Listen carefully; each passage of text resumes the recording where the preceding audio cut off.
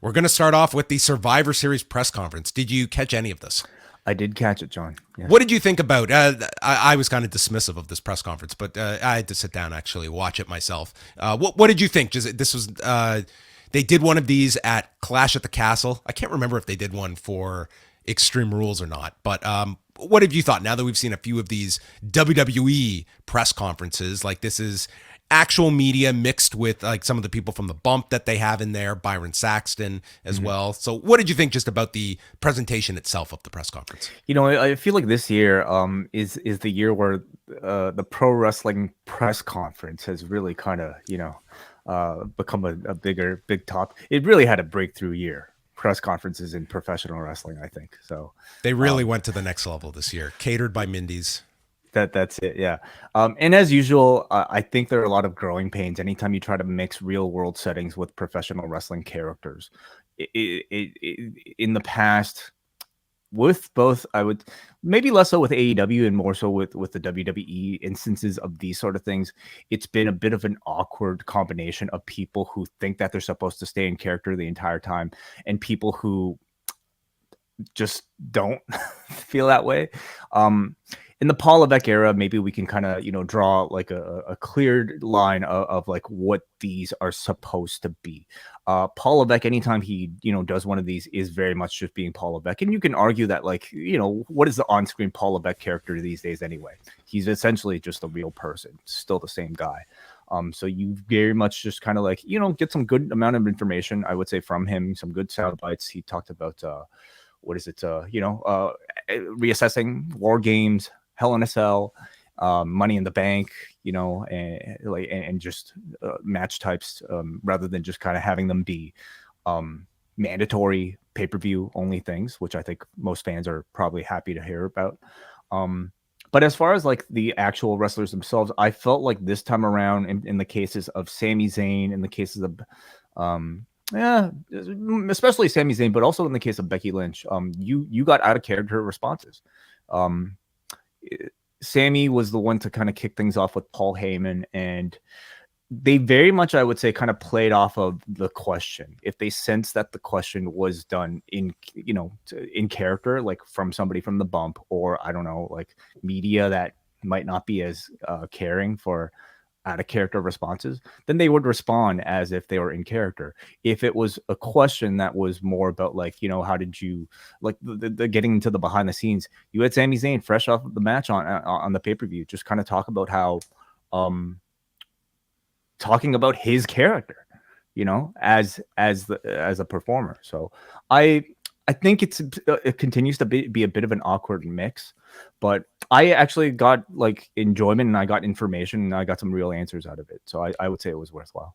Yeah, I think by and large you're going to see these, and certainly like I witnessed this at the AEW one as well, specifically from the performers, not as much Paul Levesque and Tony Khan that are sort of in those kind of authority roles, but for the performers, I feel they are going to default to character based answers. And that's why it's really incumbent on the questions to try and draw that out of them. I don't think too many performers are adamantly opposed to responding like that, but to them, this is still a WWE setting. This is going on the WWE YouTube channel. They are in character mode. So I think you really have to draw that out of people with the right questions, and and sometimes they're going to be very resistant to that. But it seemed like this crop of like a Sami Zayn or a Becky Lynch, it seems like it's really incumbent on what kind of question they're being asked, of what direction they're going to go. If Becky's going to talk about rehearsing a spot versus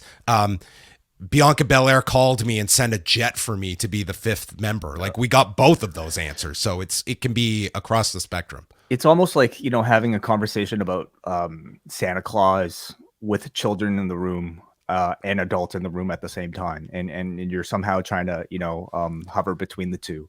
Um, I I think the more experienced sort of veteran performers probably have a better ability to kind of transition between the two than maybe somebody new um, that who doesn't necessarily know how to awkwardly transition, between in character and out of character in front of the cameras.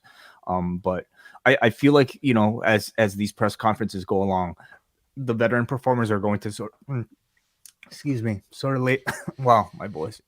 Well, I was going to add as well. One of the participants that did not take part in the press conference was Roman Reigns, and there was a story from Fightful Select on Monday that there had been some issue during a spot in the War Games match with Kevin Owens, where I guess Roman Reigns was kind of on his way to the back. He was, letting his anger be known, and there was at least concern that he might have had an eardrum issue. And there was a follow up from the Observer site that, after 20 minutes, it was like a non-issue essentially, but.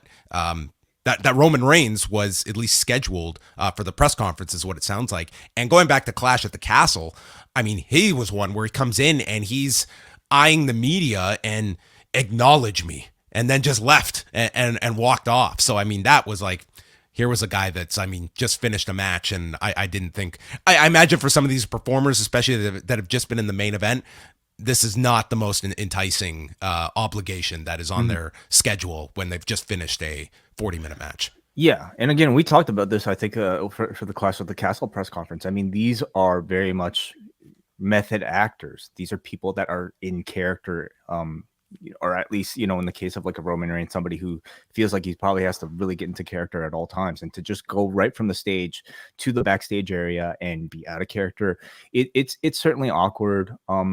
I get the sense like, you're going to have performers who prefer like the New Japan Pro Wrestling sort of like press conference style, where you have media that are essentially kind of playing along, asking questions, and then guys being allowed to improvise as a character in there. It's strange. I don't know if I necessarily love just the concept itself, but we're talking about it for this long, so at least it's interesting. Yeah, I mean, just it wasn't like too many notes from Paul Levesque, other than it was a very successful show. From the ticket demand, it was the highest grossing Survivor Series of all time, most viewed of all time, which, I mean, this is the second year in a row on Peacock, and thus you have access to, like over 15 million paid subs and 30 million with access to Peacock. So you're talking about a larger pool now.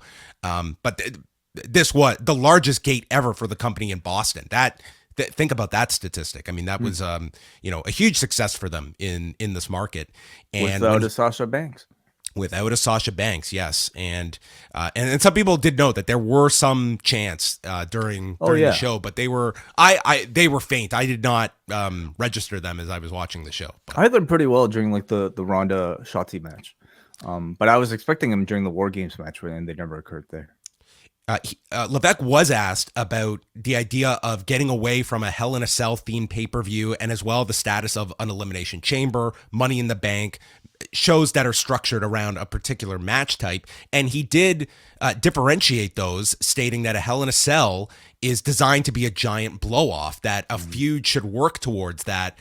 Whereas an Elimination Chamber or Money in the Bank is not really a culmination of a feud. It's like, it's the concept of itself, and the participants. Like the yeah, it's much closer to the Rumble than it is a Hell in a Cell. And I completely understand that that delineation. So, he says we're always going to be assessing the calendar, but it does feel like Hell in a Cell will be when we have something that is ready for Hell in a Cell, whereas Elimination Chamber and Money in the Bank, those would seem to be matches that, you're not building a feud towards a Money in the Bank. It's sort of like, it is that one that can just fall on the same date every year, and you can work around that concept.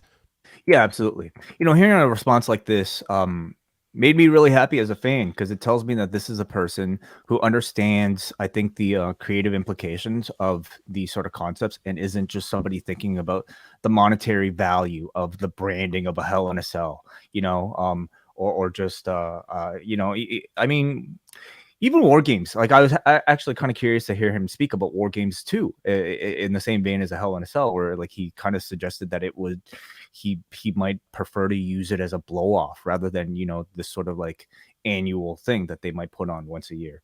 Paul, could we ever see War Games presented to you by Beyblade? Could it have a title sponsor attached to the match? How about a Beyblade match, as a special attraction on a PLE? But yeah, it tells me that this is a guy who actually has respect for sort of the creativity of it, and I think the money will follow, because over the years, Hell in a Cell has just been such a watered down concept that it comes around once a year, and you're not feeling sort of that interest anymore. In some cases, it feels like it's been used to kick off a feud rather than end it. So I hope, like, he's done a great job of rehabbing to an extent these sort of secondary titles. Now he's probably going to try to do the same for some of these concepts. Yeah, and and did state that they are not divorced from the idea of doing the traditional elimination matches, but he was right. It was the right year to freshen up the concept, and felt that Raw versus SmackDown was a bit tired. I would say it's in a coma. So yes, very tired.